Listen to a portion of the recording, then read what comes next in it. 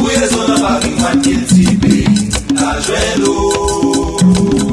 La joie côté sorti, côté galé, la con qui mounouye, tout bien nous posséder.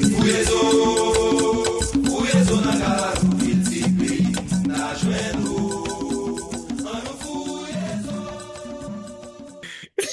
Alors, D'accord.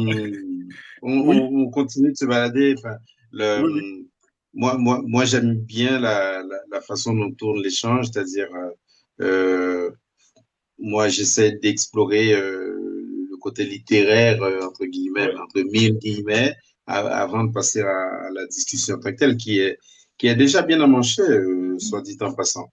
Et Ouais. pour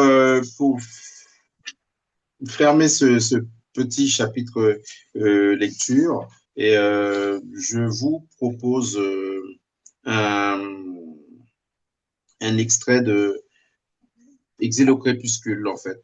Et le livre que j'ai publié en 2012. Et j'avais fini de l'écrire quand est arrivé le tremblement de terre. Et D'accord. donc, je pars en Haïti en catastrophe, mais vraiment en catastrophe. Le tremblement, c'était le 12 janvier. Et le, le, le, le 13, j'ai passé la journée à commenter la chose sur les antennes de RFI et France 24. Le 14, j'ai commencé à commenter et j'ai pris la décision de ne pas rester en France pour continuer de commenter. Et le 15, j'étais dans un avion pour Port-au-Prince et je suis arrivé le 16. Mhm. Et donc, je suis arrivé au moment où l'État haïtien était complètement par terre, au sens propre du terme. Et Il a reconnu. j'ai eu à enterrer des amis, etc., notamment le doyen Pierre Vernet, dont j'ai eu le privilège de porter le cercueil, parmi les milliers d'étudiants qu'il avait formés depuis la fin des années 70 au Centre de linguistique appliquée, qui est devenu plus tard la FLA. Robert Bertoriol me corrigera si je dis une bêtise. Et du CLA jusqu'à la FLA, de tous les milliers d'étudiants qu'il a formés, ben, j'étais le seul qui était là avec un autre camarade à porter son cercueil. Porter, c'est un bien grand mot parce que on a eu à soulever le cercueil, le mettre dans un pick-up, l'attacher à l'aide de deux morceaux de fil de fer et le jeter dans un trou, quoi, parce que quelqu'un qui aurait dû avoir des filières nationales, mais il a été enterré Bien en sûr, bien catastrophe. sûr, bien sûr. Mhm. Et donc, la fin du livre. Les jours se sont écoulés, lents, cruels. Ici, en Lozère, il fait un soleil encore plus froid que d'ordinaire. L'odeur caraïbe de Port-au-Prince ou de Fort-de-France est bien loin. Je viens de rencontrer les élèves auxquels j'ai parlé d'Haïti pendant de longues heures. Monsieur, pourquoi Haïti est-elle si pauvre? Comment les journalistes peuvent-ils aider? J'ai raconté, expliqué, témoigné, comme toujours. Dans le train qui me ramène à Paris, je pleure en silence et toutes les photos défilent une à une. 8 jours depuis que j'ai repris mon exil, que je vis mon propre cauchemar haïtien, j'ai recommencé à lire les journaux. Tout le monde y est allé de ses analyses, de ses commentaires. C'est normal. Un témoignage me met en colère malgré moi. Celui d'une femme qui cherche son fils dans les décombres de la maison familiale. Il s'appelait Jean-Olivier, couché sur son lit. Un grand gaillard de 1,85 m, un bébé qui ne se relèvera pas. Il est parti. En ce moment précis, une seule phrase résume parfaitement tout l'anéantissement de l'être haïtien. Tout cela est absurde, avait dit Éric Josset, journaliste reporter d'images à France 24, alors que nous étions en route pour Port-au-Prince. Compagnon de route par hasard, le temps d'un voyage retour forcé dans mon pays que Goudou Goudou a fracassé, désormais ami, Éric m'a sauvé la vie avec le concours des confrères Yohan Mélissa quand le paludisme a fondu sur moi sans crier gare. C'est Éric qui a raison. Absurde, ce chassé-croisé de ministres, de sous-ministres, de courtisans qui assaillent un gouvernement aussi pleutre qu'incompétent. Absurde que le président de la République, coincé par des médias américains, n'ait pris la parole que des jours après un tel choc pour asséner de consternantes banalités. Absurde que la terre ait dévoré sans scrupule ces milliers d'enfants, ces jeunes universitaires, ces fonctionnaires, ces vieillards déjà en danger qui réclamaient la mort, mais qui ne la voulaient pas si brutale, ces écoliers écrasés dans une salle de classe ou une cour de récréation. Absurde que nous soyons condamnés à plaider pour une reconstruction dont chacun sait, malgré le zèle et l'énergie des humanitaires, des banquiers et des ouaves de toutes sortes, qu'elle est plus qu'improbable. Absurde qu'Haïti offre de nouveau l'image du condamné à mort envers lequel la nature n'a aucune clémence. Absurde que, quand le temps de l'urgence sera passé, que notre pays se retrouve tout seul, comme cette dépouille conduite au cimetière avec force, fanfare, fleurs champêtres, scène d'hystérie des proches qui demandent à être enterrés vivants avec le défunt, lequel restera tout seul. Absurde que nous retrouvions les reins brisés, réduits à l'état de mendiants internationaux, incapables d'assumer un destin quel qu'il soit, malgré un passé dont nous nous gargarisons. Absurde enfin qu'il ne nous reste que le rêve, un rêve d'ailleurs, rêve d'exil, même intérieur, rêve d'une nation fraternelle enfin débarrassée de ses vieux démons. À la une du quotidien L'Humanité, un enfant sourit. Il regarde l'objectif de la caméra, tenant des deux mains une vieille boîte de conserve rouillée en fer blanc. Dans ce regard scintille, d'un éclat immaculé, l'avenir et l'insouciance du lendemain. Je souris avec lui et pour lui. Le 12 janvier 2010 n'a pas tué demain, mon exil au crépuscule non plus. Merci Voilà. beaucoup. C'est assez 2012, c'est assez prémonitoire. De toute façon, on ne sait pas encore, Haïti ne s'est pas encore relevé de ces catastrophes, notamment, bien sûr, naturelles, mais également et anthropiques.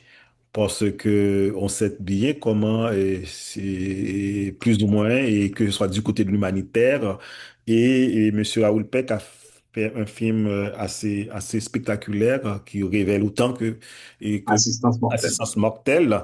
Et ça résonne un peu avec, disons, et ce visuel de ce témoignage de Raoul Peck qui voit que l'impuissance haïtienne par rapport à tout ça, et même pour la dernière commémoration, et j'ai écouté Michel Pierre-Louis récemment avec beaucoup de douleur. J'ai suivi plus ou moins annuellement ses déclarations, très beau discours concernant le tremblement de terre, mais on est dans l'impuissance et collective, et pas nécessairement une fatalité, mais en tout cas, ça rime un peu avec cette fatalité où est difficile de se relever. Et malgré mais en même temps, on peut dire que, et j'aime pas dire résilience, mais on voit que quand même, il y a quand même du sourire, et comme tu l'as identifié dans cet enfant et avec qui te sourit naturellement et mutuellement. Donc ça, c'est déjà de l'espoir. Et C'était la une de l'Humanité. Alors, si tu permets, cher Kessler, ceux qui nous suivent auront remarqué que j'ai lu des extraits qui, a priori, n'ont rien à voir les uns avec les autres. Et pourtant, je disais tout à l'heure que du jour où on arrivera à reconstituer de manière concrète, au-delà de nos spiritualités, les liens entre nos terres, entre l'Afrique et Haïti. Et Sanit, dans L'Antre des anges qui n'entend pas la balle, mais vous aurez compris qu'à un moment donné, elle finira par se faire descendre. Peut-être même qu'elle est déjà morte au moment où elle raconte cette histoire. Je préfère qu'on aille découvrir la nouvelle. Le texte est disponible un peu partout. Sanit est africaine. Le personnage de Port-au-Prince, Cotonou et Sao, Léonce et Nortilla, ont fini par devenir africains par la force des choses. Ils ont quitté Haïti très très jeunes. À eux deux, ils ont 200 ans, dont les trois quarts passés en Afrique. Le personnage dans Exil au crépuscule, c'est pas un personnage de fiction dans la mesure où le texte est raconté à la première personne singulier. C'est quelque chose qui m'est sorti de manière brute, vive. Et après mon retour d'Haïti, il se sent un lien finalement avec une terre qui a démembré, une terre haïtienne et par extension une terre africaine, en bien ou en mal. Et donc, pour entrer dans la conversation que tu as souhaitée et dont je me réjouis avec l'ami Lily, je l'ai écouté tout à l'heure sur tout ce qui est narratif, construction, comment finalement se décarcasser, en fait, désapprendre, se décarcasser et se donner de nouveaux outils pour pouvoir explorer ce que nous sommes dans toute notre dimension. Il ne nous aura pas échappé qu'aujourd'hui, nous vivons dans un monde qui se décentre. Cependant, ceux qui ont centré, ceux qui ont enferré, ceux qui ont enserré, ceux qui ont colonisé ne veulent pas lâcher l'affaire, bien au contraire. Il y a une semaine et demie, je crois 2 semaines, et j'ai diffusé à l'antenne de France 24 le discours du secrétaire d'État américain Marco Rubio à la conférence de Munich sur la sécurité. Je l'ai diffusé, je l'ai entendu sans l'écouter. Parce que le direct étant ce qu'il est, j'avais une envoyée spéciale. Il fallait qu'on entende, ensuite qu'on débriefe un peu comme on fait dans notre routine de journaliste. Ça n'est qu'après que j'ai pris le temps de réentendre Marco Rubio et de finalement le réécouter. Qu'est-ce qu'il dit, Marco Rubio? Marco Rubio dit, pendant longtemps, nous avons dominé le monde, nous avons esclavagisé, nous avons saccagé, nous nous sommes étendus, nous nous sommes enrichis. Et puis, il y a eu ces histoires de guerre d'indépendance, allez savoir pourquoi des gens ont voulu se décolonialiser, etc. Et aujourd'hui, on se retrouve presque à la ramasse, à la traîne. Ce n'est pas possible. Il faut qu'on redevienne ce que nous avons été. Il faut qu'on redevienne les puissances coloniales que nous avons été. Et les Européens ont applaudi. Ce même Marco Rubio est le patron de l'ambassadeur. Il a dit en plus, il a fait comme l'autre avait dit dans la bataille, disons la crête à Pierrot, il a dit, hein, le bonhomme, il a dit qu'il voulait avoir avec lui que des braves dans ce même discours, c'est-à-dire les Européens. En quelque sorte. Bon, sauf qu'il est à rebours. Il a dit, tout Européen, disons, ces alliés-là qui sont des poltrons, et mettez-vous à côté. Donc, il le souhaite. Voilà. Hein, Donc, il veut que ses compars européens reprennent ce chemin-là de la destruction, de la mort, de la marchandisation, de la capitalisation de l'homme par l'homme. Monsieur Rubio est le patron de l'actuel gouverneur d'Haïti, monsieur l'ambassadeur Wooster, qui est l'ambassadeur des États-Unis à Port-au-Prince et qui dicte le tempo de la vie haïtienne aujourd'hui. Même si on a un peuple haïtien qui se bat, qui se débat, il n'empêche que ce carcan-là, cet enserrement-là, au sens propre du terme, hein, des serres de l'aigle made in USA et de tous les autres faucons qui volent à côté de lui, ces serres-là font très très mal. Question, c'est comment utiliser le vaudou que nous avons comme patrimoine pour pouvoir se décarcasser et se libérer. C'est par ça que j'ouvrirai oui, c'est bien planté. C'est bien planté. Lily, voilà. c'est à toi. C'est très bien planté, Philomé. C'est une question à laquelle je n'ai pas de réponse parce que je suis aussi dans ce cheminement de désapprendre. Parce qu'il faut quand même que faut pas qu'on essaye de mettre des pansements légers alors qu'on doit soigner une gangrène. Il faut vraiment qu'on se rende compte de l'ampleur de ce que nous devons surmonter pour reconquérir notre humanité dans tous les sens du terme. Parce que les 5 derniers siècles se sont appliqués effectivement et c'est un projet politique, hein, c'est un projet politique économique. Ne pensez pas que nos colonisateurs, oui, peut-être qu'il y a quelques sadiques qui ont beaucoup de plaisir à chosifier le noir, mais pour ces territoires-là, l'Afrique est une question de survie. Il n'y a aucune grande puissance au monde qui peut vivre en autonomie sans rien ponctionner par prévarication de l'Afrique, que ce soit en termes de matières premières, mais aussi en termes de cerveau. Qu'est-ce qui fait qu'on encourage nos enfants à émigrer? Quel mécanisme psychologique pousse des milliers de jeunes de ce continent incroyable à se jeter dans la Méditerranée avec la mort certaine, alors qu'on a tout à construire sur notre territoire. Donc, en dehors même de cette narration politique qui nous choque, il faut bien comprendre que nous sommes dans un contexte où en face, notre autonomie signifie la fin pour des puissances qui ont gouverné le monde depuis ces cinq derniers siècles. Donc, c'est à nous de savoir de quelle partie de ce carcan, de quelle partie de cette programmation, de quelle partie de ce conditionnement psychologique. Cher Lily, il y a un contemporain, un de nos contemporains qui s'appelle Raoul Peck, qui a fait un film pour HBO absolument extraordinaire, le film est basé sur 3 livres, inspiré bien sûr, parmi les créateurs comme et Robert, et il y a Monsieur Trouillot, Rolf Trouillot, et sur Salin Singh de Passe, et il a inspiré également parmi les 3 livres. Donc, nous avons un de nos Haïtiens là-dedans. Mais ce film est titré Exterminons toutes ces brutes. Mais je crois que j'ai pas l'impression, et c'est toute une tristesse, et j'ai quand même écouté en toute tranquillité ce discours, mais j'ai pas l'impression que c'est pas nécessairement les Européens, hein, ça ne veut rien dire. C'est-à-dire, on n'a pas, en Haïti, je suis bien branché quand même, ce qui se dit dans différents milieux, j'ai pas de commentaires. Cela dit, alors que, qu'est-ce qu'on attend encore? On attend les chaînes. Et, Mais, Kessler, je vais rajouter c'est absurde au dernier extrait que Philomé Robert a lu. C'est absurde qu'il n'y ait pas de vol direct depuis aucun pays africain vers Haïti, ni même vers aucun autre territoire dans les Antilles ou même en Amérique latine. Ça, c'est absurde.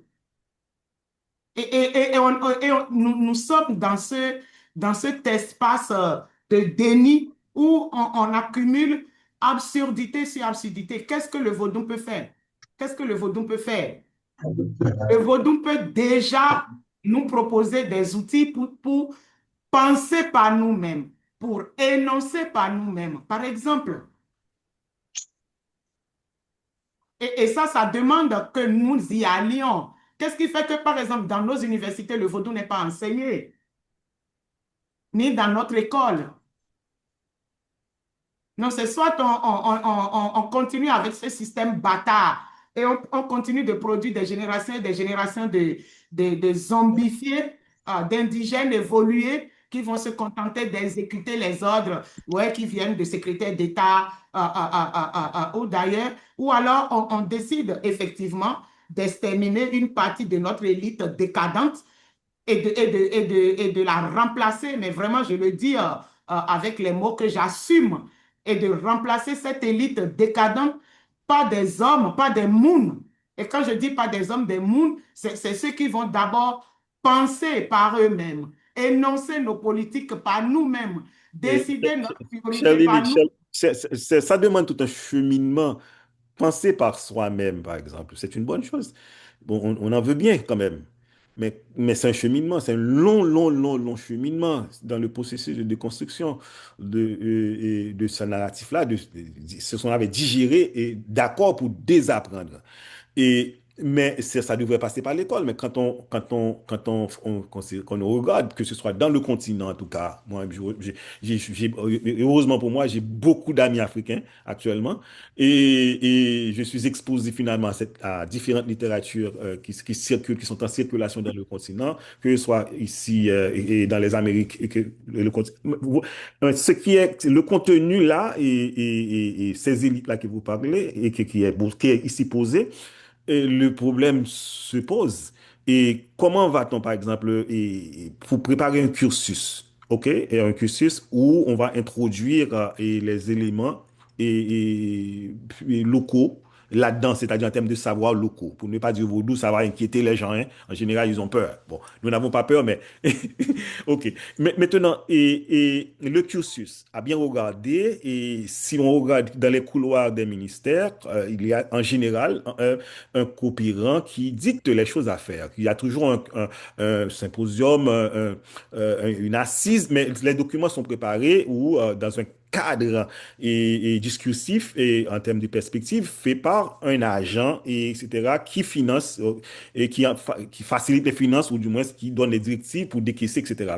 On est dans cette réalité-là qui nous plombe, et qui, en tout cas, qui plombe. C'est-à-dire les quelques-uns dans l'espace public quand même, qui font l'effort de désapprendre quand même, parce qu'il y a un problème et dans ça. Mais l'école devrait être en fait, le vrai lieu pour former une masse critique par rapport à ces questions-là. Et ça devrait s'agiter dans des clubs, etc. Quand moi j'étais petit jeune garçon, des clubs culturels, etc. Mais on n'a pas ça, ou du moins on n'a plus ça. Et comment faire? Et Robert a posé une question que, comme a chanté la madame, l'essentiel. Et c'est une question essentielle. Comment faire en sorte que on a ce fonds-là qui est un patrimoine, le patrimoine vaudou, avec tous les éléments et fonds culturels qu'il y a, qui est lié avec, comment l'utiliser, comment le mobiliser. Alors que j'ai reçu, par exemple, Dr. Blanc, anthropologue de son état, et il y a 2 ans, le vaudou en tant que tel, c'est un lieu aussi qui a ses problèmes. C'est-à-dire, on ne va pas parler de quelque chose qui soit super sain quelque part. Sinon, c'est compliqué. C'est une composante qui fait partie également de la société.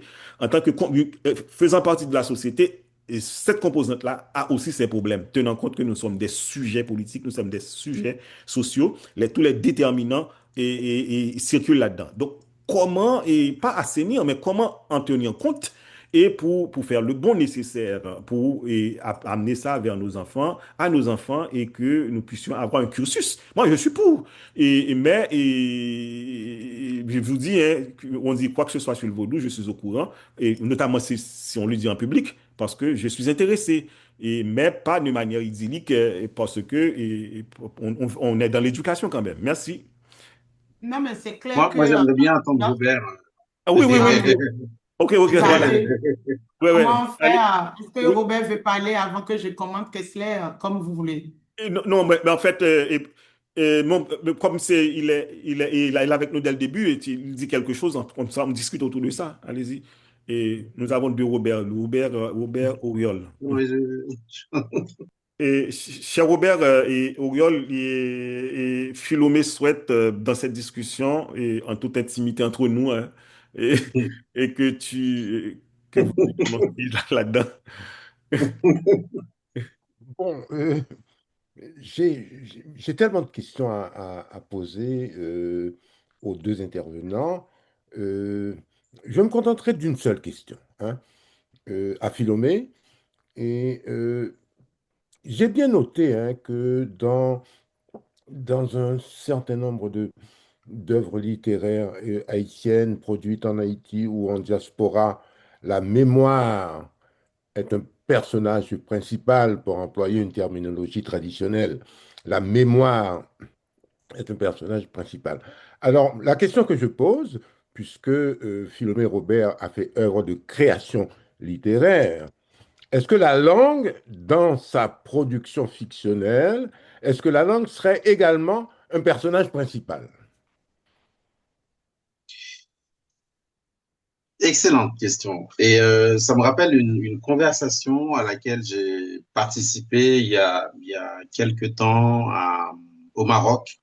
Et j'ai un ami qui préside une chaire des littératures et des arts africains à l'Académie du Royaume du Maroc et qui m'avait invité à interroger la question de la langue, de son utilisation dans la transmission des savoirs hors savoir académique. Comment la langue peut être un outil pour non seulement faire vivre ce qu'on ressent en tant qu'auteur, mais également entraîner dans son sillage quelqu'un qu'on souhaite convaincre et qu'on souhaite embarquer dans une aventure. Question simple, est-ce que l'écrivain est un traducteur? Moi, j'écris en langue française, j'ai très, très peu de productions en créole. Les seules productions en créole que j'ai, tout remonte à quand j'étais encore à la faculté de linguistique appliquée, et encore, c'était pas très, très, très potable. Et jusqu'ici, tout ce que j'ai écrit, c'est en français. Et à la vérité, je mentirais si je disais que j'avais une réponse précise à cette question-là. Cependant, j'ai un truc qui m'est arrivé là il y a pas longtemps et j'ai ce roman Vagabondage éphémère qui a été proposé à des élèves de collège au Bénin par des professeurs de français. Et le texte a été étudié là, c'était cette semaine, par un groupe de collégiens avec l'aide de leurs professeurs. Et puis après, il y a eu une restitution en amphithéâtre, etc. Et j'ai vu les images des enfants avec le livre, etc. Ça m'a profondément touché. Ce que j'ai retenu, c'est que ils se sont retrouvés entraînés, embarqués dans le monde que j'avais créé, profondément haïtien, et puis plus tard haïtien-africain. Et cet échange indirect et direct aussi a pu se faire via un instrument que nous avons en commun, à savoir la langue française. Et ça, pour moi, déjà, alors même que j'avais même pas eu à me poser cette question-là de la place de la langue, comme toi tu l'as posé, et ça, pour moi, c'est un élément de réponse. C'est-à-dire que c'est un pari qu'on fait, en l'occurrence là, la langue française, c'est un pari que je fais, et que ce que je dis, ce que j'envisage de dire, ce que j'envisage de transmettre, à trouver des interlocuteurs. Là, en l'occurrence, ils sont jeunes, mais évidemment, il y a un public beaucoup plus étendu et qui arrive à en saisir le sens. J'adorerais que la production fût plurielle, plurilinguale, en gros, soit traduite en créole déjà ou en français, mais pour l'instant, ou dans d'autres langues. Mais pour l'instant, c'est comme ça et je me réjouis de ce petit résultat-là. Mais je garde ça dans un coin de la tête pour les prochains travaux. Jusqu'ici, tous les échanges que j'ai eus en parcourant le continent, et que ce soit au Cameroun, en Afrique du Sud, au Bénin, au Sénégal, et en Guinée équatoriale, en Guinée-Conakry, tout s'est fait en français. Et le message a pu passer parce que c'est un véhicule que nous avons quand même en commun. Bon, il n'y a pas besoin de revenir sur l'histoire de la conquête de la langue française. Toi-même, tu sais, comme on dit sur le continent. Et je pense que c'est un véhicule qu'on gagnerait à encore mieux utiliser, à en faire un outil politique de combat. Voilà. Donc, voilà. Si tu permets, Philomène, sur la question de la langue, Yeah, sur la okay. question de la langue, tu vois, par exemple, pour nous, on n'a pas la chance d'avoir cette homogénéité linguistique que le créole haïtien a pu installer sur votre territoire. Ici au Bénin, la question de nos langues, de leur place, mais dans toutes les sphères de la vie politique, est un sujet, et c'est un sujet presque économique, parce que la langue exclut aussi. Oh, on a 18% de personnes alphabétisées en français au Bénin. Ça veut dire que quand nous parlons en français, quand nous écrivons en français, quand nous réfléchissons en français, c'est presque 80% de notre population qui est exclue de la dynamique sociétale de réflexion. Et nous, on a l'histoire. À quel moment nos langues ont été chassées, pas de l'espace public, parce que tu as vu à Cotonou, parler une voix, plusieurs de nos langues est déjà un engagement actif au quotidien, parce qu'effectivement, nos langues meurent, faute d'être embarquées dans cette modernité toute coloniale qui les exclut. Parce que nous, on se rappelle exactement à quel moment on a chassé nos langues des espaces de prise de décision, nous délégitimant ainsi dans notre capacité à énoncer nos décisions. Nous, on a subi les signaux, je ne sais pas comment on appelle ça en Haïti ou dans les Caraïbes, mais moi, je suis né dans les années 80 et pendant mon école primaire, on nous frappait de parler nos langues à l'école. Ça, c'est des ajustements politiques qui ne tiennent qu'à un décret. Parce que nos langues, en revenant à l'école, dans les espaces de prise de décision politique, charrient aussi un imaginaire des rêves et des projections pour le futur. Et nous, on subit encore cette violence au quotidien parce qu'en plus, le Bénin a cette réputation bâtarde d'être quartier latin de l'Afrique et qu'on a intégré dans notre mémoire Merci de poser la question sur la langue et la mémoire et qu'on revendique, comme on revendique le wax qui nous paupérise et tue tout notre savoir-faire textile, alors qu'on a 60 langues dans ce pays qui ne sont toujours pas la bienvenue. Donc, qu'est-ce qui se passe? On se retrouve dans une école avec des enseignants qui eux-mêmes sont en stress linguistique parce que le français n'est pas notre langue maternelle. Et on aura beau être le plus beau quartier latin de l'Afrique, on ne réfléchira jamais dans cette langue comme si elle était notre langue maternelle. Donc, on a des enseignants qui sont en insécurité linguistique qui doivent expliquer des concepts, pour la plupart théoriques, hors sol à des enfants qui sont en stress linguistique. C'est ça l'école. Donc pour nous, le sujet de la langue, c'est un sujet d'une acuité incroyable. Et ici au Bénin, y compris avec l'Association des professeurs de français, on travaille sur différents dispositifs pour que nos langues soient en partenariat avec la langue française. Parce que nous, moi, je rêve dans ma langue. Je pense mes articles en fond. Moi, je ne réfléchis pas en français. Je ne rêve pas en français. Je ne pense pas en français. Et donc, de fait, même par rapport à mes travaux, tout ce que je pense, je fais déjà un travail, un auto-travail de traduction. Il ne faut pas être schizophrène. Non seulement pour me faire comprendre de moi-même, de mes compatriotes et aussi de la communauté universitaire internationale, en sachant que je travaille, moi, fondamentalement sur les sources orales.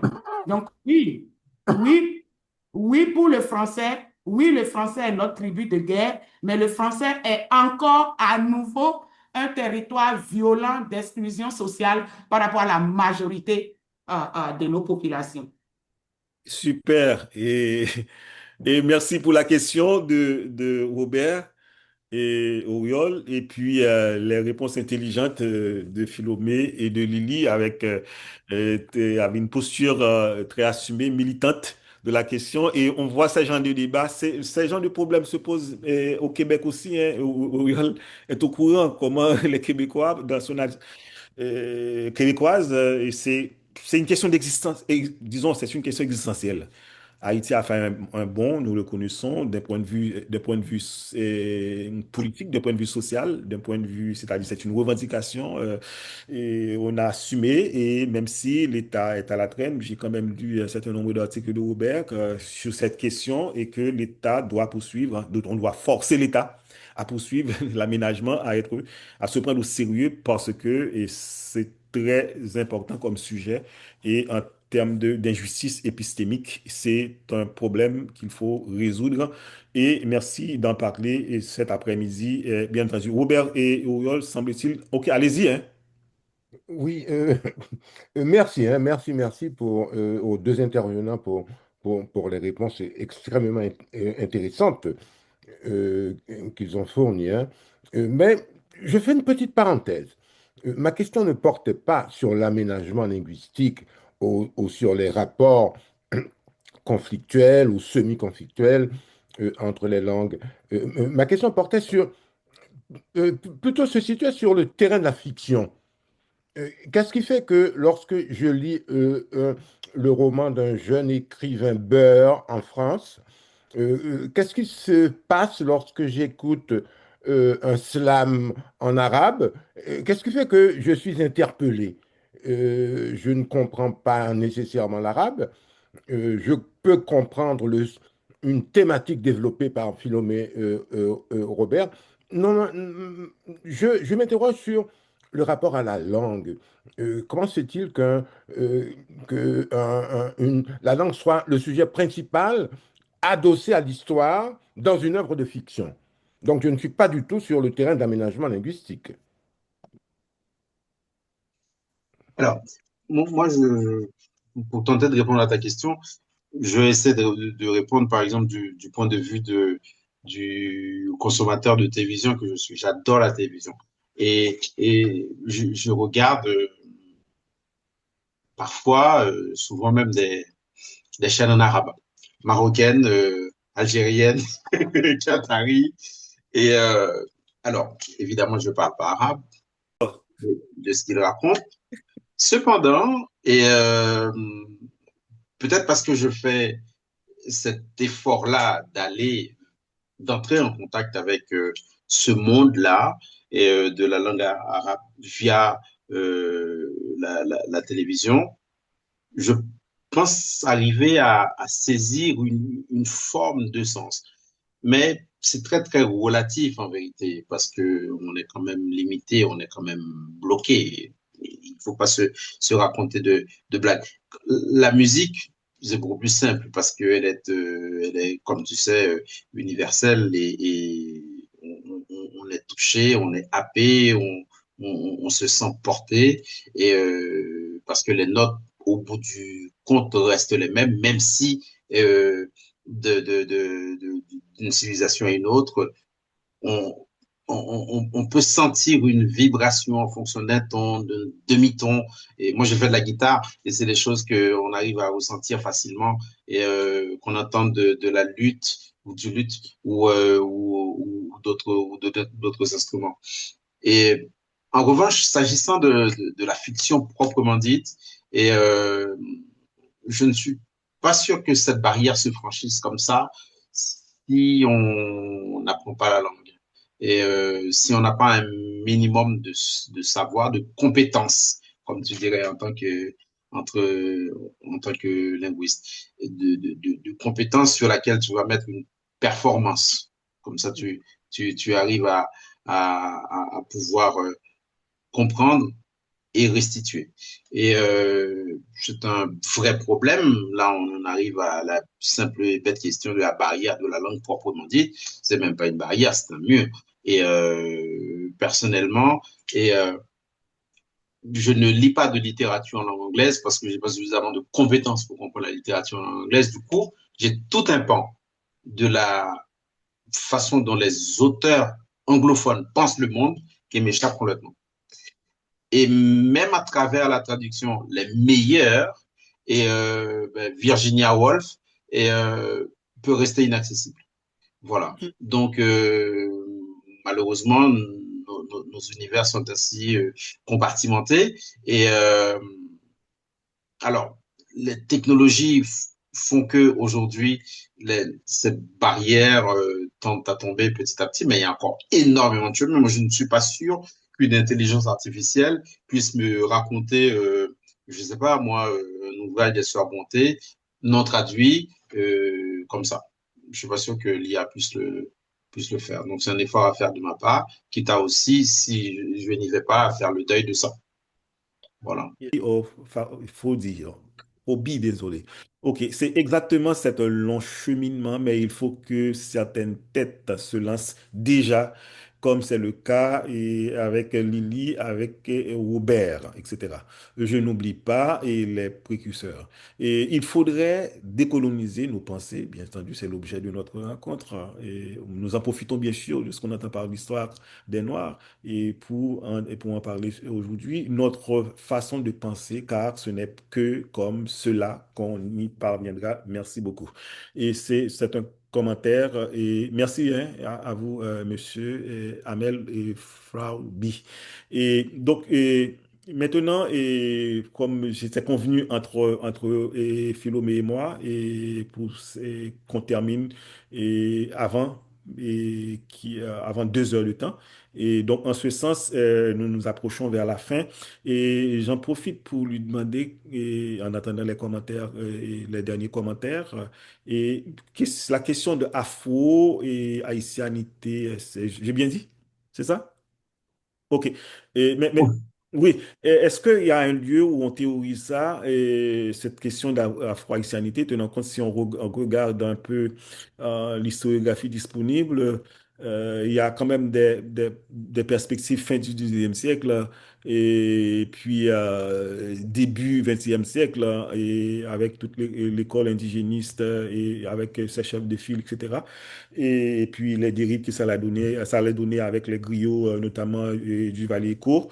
Et cette perspective-là, est-ce que, bon, c'est pas nécessairement votre lieu, mais vous êtes plutôt dans la création, est-ce que vous identifiez un lieu où on théorise ces questions, notamment que les intellectuels haïtiens, en tout cas les contemporains, sont traumatisés par rapport à la question de l'Afrique, hein. J'osais dire, m'appuyant bien sûr sur Casimir, m'appuyant et Saint-Louis, versus Saint-Louis, ils sont traumatisés. Hein. Et même dans Allo Afrique, ils n'osent pas venir écouter comme quoi, entre nous là, nous ne sommes pas sérieux.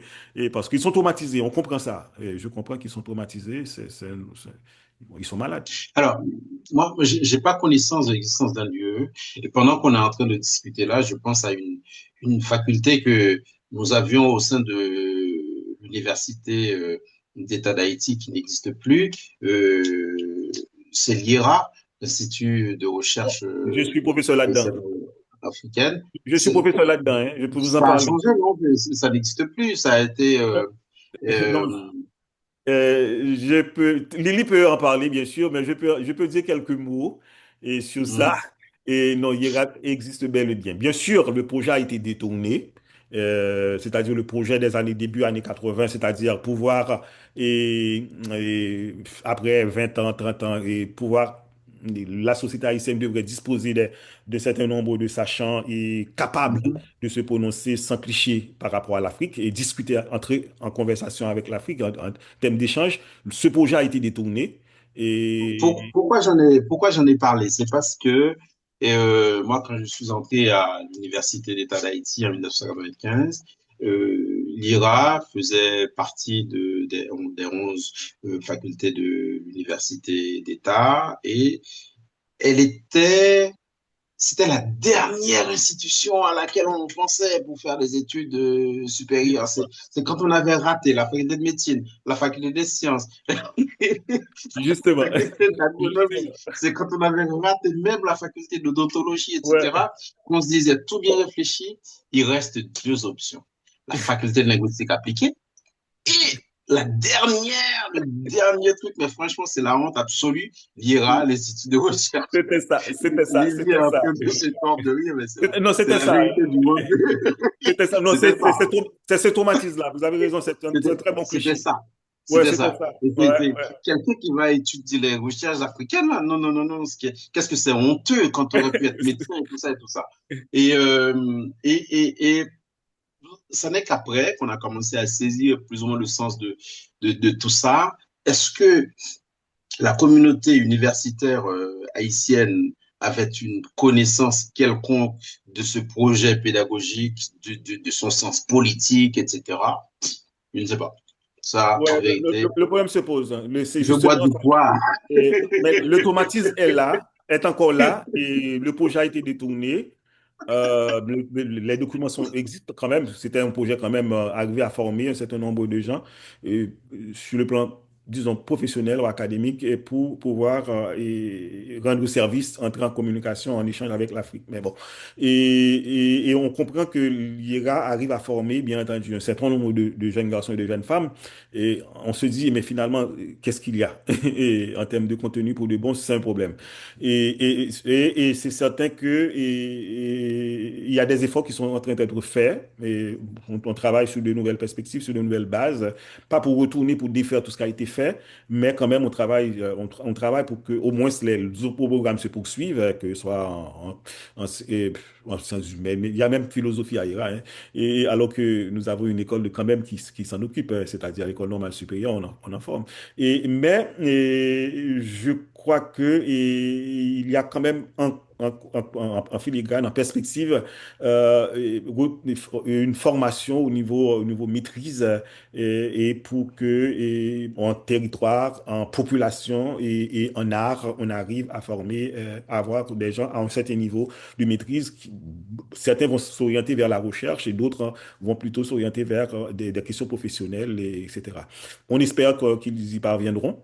Mais pour l'instant, c'est le cas. Parce que tout simplement, le projet des années 80, début années 80 a été détourné. C'est le cas. Moi, j'étais quand même jeune garçon quand je devais rentrer à la faculté des sciences humaines et ça ne m'intéressait pas. Comme tu dis, le cas, c'était non, aussi simple que ça parce que c'est le traumatisme Hein? qui nous envahissait à l'époque. Et encore une fois, C'est le aujourd'hui, syndrome et- de ouais, l'échec absolu, quoi. c'est C'est quand ça. tu as tout raté que tu vas Et- là en espérant que tu n'y restes pas. C'est ça, donc c'est le cas. Et pour de bon, même si on fait IRA, on se dit plutôt autre chose, mais on ne dit pas qu'on a fait des études africaines, etc., etc. Et même voir produire un mémoire de sortie, je dois investiguer, mais est-ce qu'il y a un mémoire de sortie? Je ne suis pas sûr. Sauf qu'il y a un monsieur qui avait étudié là-dedans, qui m'avait étonné, hein. Un monsieur, il était souffrant. Et j'ai été le voir à l'hôpital, mais il a une connaissance, c'était une génération avant, hein, c'est-à-dire vraiment et ou le début de l'école et de l'Institut, il avait une connaissance des territoires africains. Ça veut dire, il y avait quelque chose qui se faisait à l'époque. Mais bon, post-86, bon, on sait comment les dérives haïtiennes dans tous les secteurs. Donc, il y aura en fait les frais, cette perspective-là d'avoir des gens qui soient en situation de discuter sans complexe et sans déterminisme de l'Afrique. On n'a pas ça, malheureusement, et on doit y remédier. Mhm. Eh bien, bon, Robert, je te tiens trop, hein, et alors, Afrique te tient trop. Merci, et maintenant de porter pas votre dernière parole, mais et toi et Lily. Et puis, nous vous écoutons avant de vous remercier notre cher et participant, participante, et dans cette Allo Afrique et du 27 février 2026, et à l'occasion de l'histoire des Noirs. Nous en profitons nous-mêmes pour parler de quelque chose qui nous intéresse dans cette célébration. Allez-y, l'un d'entre vous. Lily, tu commences? Oui, je vais commencer. Je suis encore morte de rire par la description que Philomé Robert a fait de l'IRA. Notre institution, Kessler, un peu de respect pour nous autres qui revendiquons encore une fois ces territoires-là.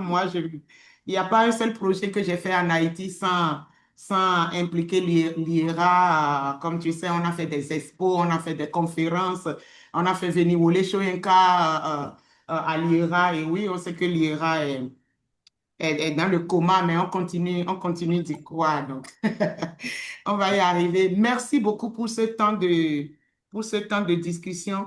Il y a quelque chose qui me plaît beaucoup dans toute cette nouvelle dynamique qu'on va appeler de façon très coloniale, souverainiste africaine.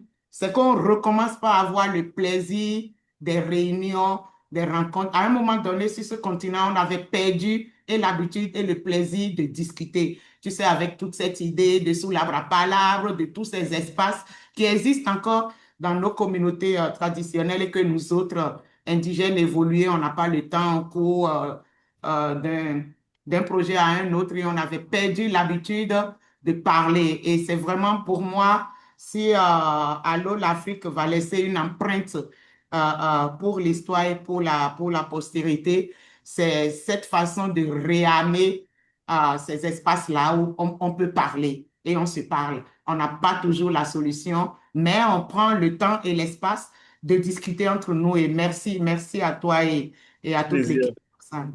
plaisir, plaisir, Lily. Bienvenue. Et cher Robert, Ben, alors, je dirais pareil que Lily, mais je reviens à la question que j'ai posée tout à l'heure, parce que moi, avoir entendu Rubio et consorts, c'est pas un traumatisme en soi, hein, parce qu'on a quand même d'autres traumatismes. On va pas se laisser traumatiser par un petit cardio. Cependant, il n'en demeure pas moins que le projet est extrêmement dangereux pour nous. Et là, nos amis cubains sont en train d'en faire les frais. Ils sont en plein dedans. Les Vénézuéliens, pareil. Quant à Haïti, non, n'en parlons même pas. Et donc, je reposerai autant de fois qu'il faudra la question de savoir comment convoquer nos savoirs vaudous pour pouvoir nous libérer au sens le plus ample du terme, parce que c'est de cela qu'il s'agit aujourd'hui, là, en vérité. Et alors, autant sur un plan juridique, par exemple, pour sortir de l'ornière haïtienne, là, et il y a des gens comme moi qui pensent qu'il faut instaurer une deuxième république, parce que la première, depuis 1804, a vécu et est même morte dans des circonstances, dans la fausse douleur. Et ça, c'est sur un plan matérialiste, philosophique, juridique. Maintenant, sur un plan spirituel, il faut aller vers d'autres solutions. Et je pense que ce que tu as expliqué là, Lily, autour des savoirs vaudous, comment utiliser ce que nous avons au-delà de l'aspect religieux, qui est une abomination, hein, une hérésie même, si tu veux, utiliser ces savoirs-là pour pouvoir se libérer. J'ai tendance à penser que c'est un chantier gigantesque. Peut-être que de notre vivant, on n'en verra pas le bout. Mais je pense que la question peut se poser, doit se poser à partir d'aujourd'hui. Et parce qu'il y a urgence. Sinon, cette fille est née de l'Afrique, là, l'Afrique risque de la perdre si ce n'est déjà fait. Voilà. Merci beaucoup. C'est bien dit. Et nous avons des choses à faire, à réfléchir. Donc, nous n'avons pas de réponse. Et en tout cas, il y a de quoi s'inquiéter. Très concrètement. Merci beaucoup et merci à la participation de Robert Auriol et merci aux autres participants. Merci qui étaient là. Merci à Phobie et désolé, je prononce ça mal, et Richard et tous et celles qui étaient là avec nous. Mais au plaisir, restons solidaires, c'est surtout important. Nous avons des idées en perspective. Et c'est pas nécessairement la vérité, mais nous avons des choses à débattre et c'est comme ça nous existons et en décolonisant finalement les savoirs. Merci beaucoup.